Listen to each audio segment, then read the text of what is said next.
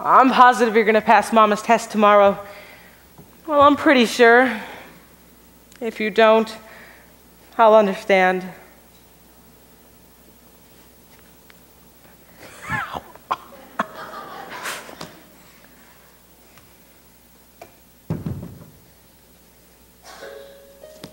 And so, the young Prince Valder, having slain the dragon Fafnir with the sword Minning, rescued the Princess Frigga, and together they mounted his horse, Trigga, and they rode to the castle Wunderbar, where they were married and lived happily ever after. Well, I'm glad. They all live happily, happily, happily ever after. The couple is happily leaving the chapel eternally tied. As the curtain descends, there is nothing but loving and laughter. When the fairy tale ends, the heroine's always a bride.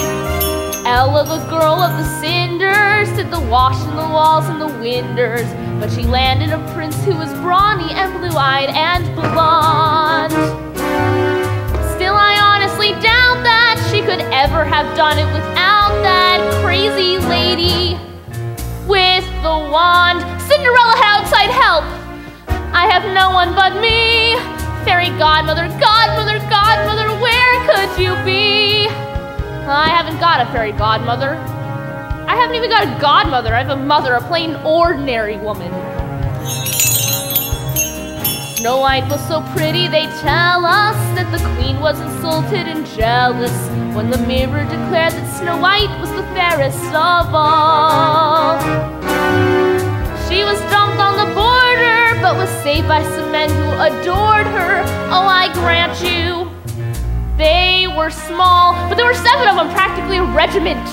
I am alone in the night, by myself, not a dwarf, not an elf, not a goblin in sight. Oh, that girl had 7 determined little men working for her day and night. The queen gave her a poison apple.